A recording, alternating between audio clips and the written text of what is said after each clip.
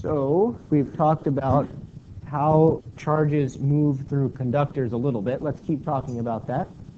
And then we can talk about insulators and the mysterious third class of materials that we haven't mentioned yet. So let's look at a piece of metal, okay? And this metal is going to be a wire. And so here's our wire. And we know that it's filled with positive charges. And it's also filled with negative charges.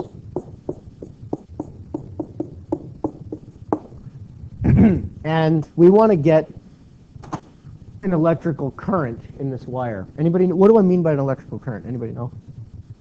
Andre. Yeah, we want the electrons to move through the wire. Right.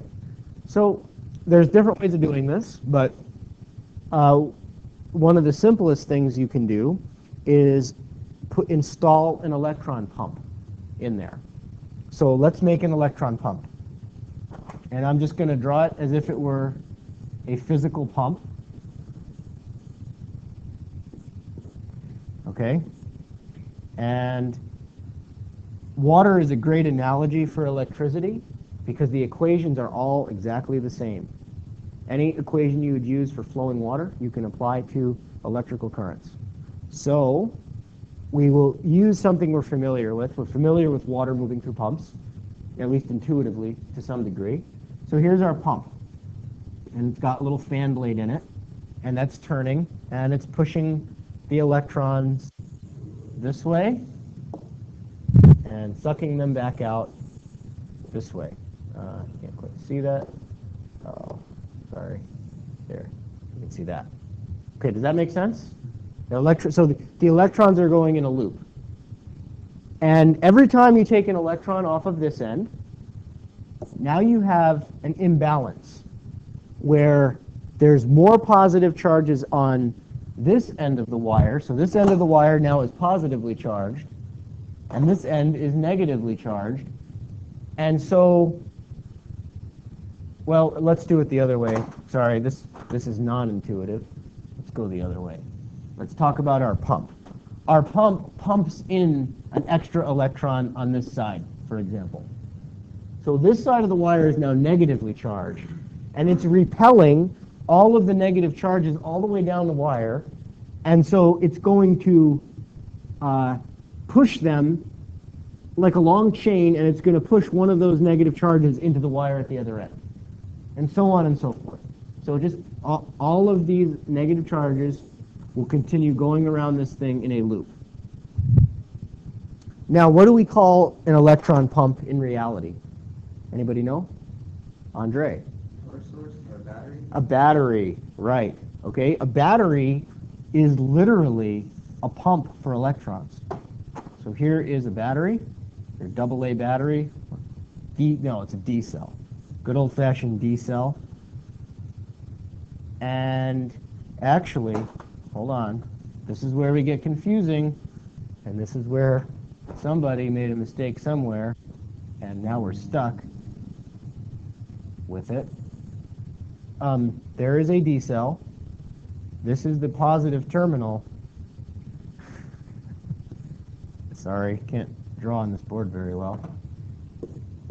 There's the positive terminal. There's the negative terminal. So the electrons come out of the negative terminal of the battery. Okay? Did you know that? No. The electrons go into the positive terminal of the battery. So the current actually flows, well, okay, how to say this. Electrons flow from the negative terminal to the positive terminal. What we call, quote unquote, current. Sorry guys. The current flows from positive to negative. So the current goes that way, according to the math that you do, but the actual charged particles, the electrons, are going this way. Somebody screwed up. but we're stuck. Okay? Right. So current goes one way, electrons go the other way. And they are always going in a loop. You can't get away from that, because if they get imbalanced, your thing would explode. But what really happens is lightning would come off of it. But your battery doesn't make lightning, and we'll have to learn why. Okay. So that's current. All right. Well, let's see. Where do we take this? So let's look at another example here. We talked about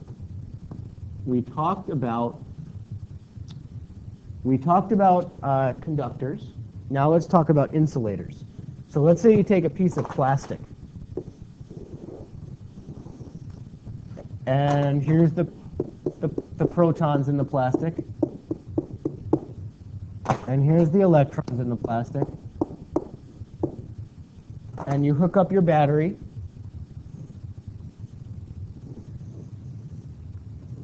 and what happens?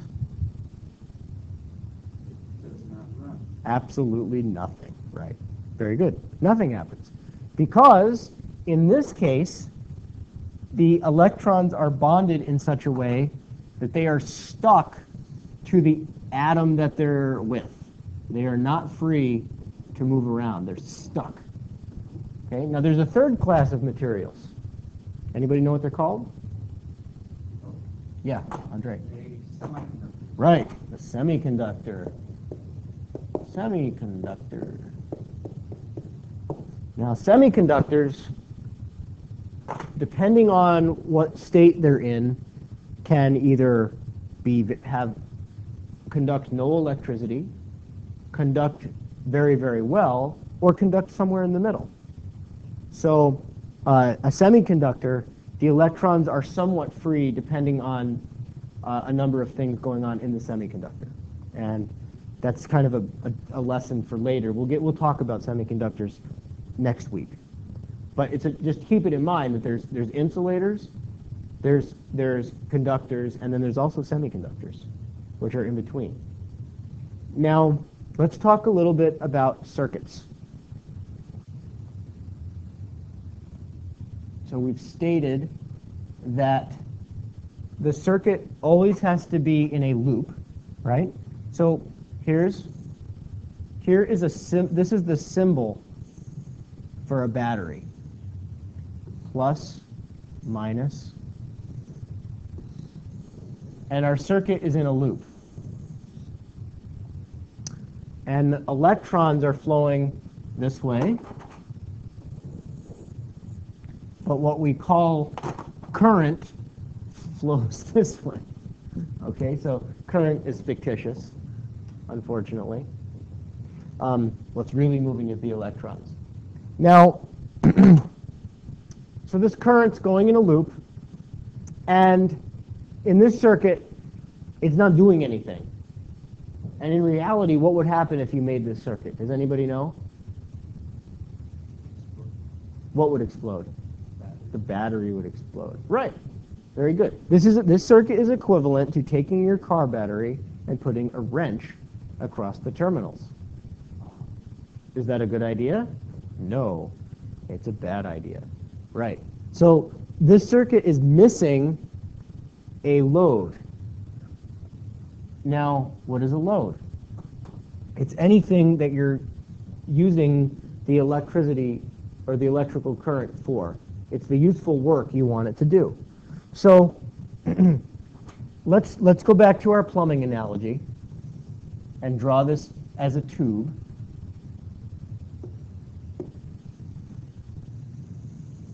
Okay, so here's our tube of electricity.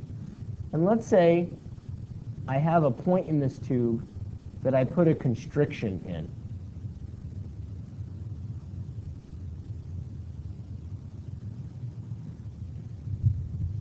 What's going to happen at that point once we turn our electron pump on? Yeah, great. It's going to have a higher pressure on one side.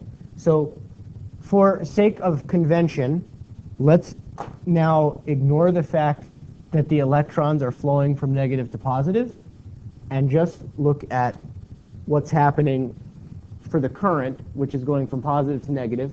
So we don't need to really worry about what's actually moving in the tube. We just have to know that something in there is moving. And we'll go to the next slide and start to analyze what happens in this loop.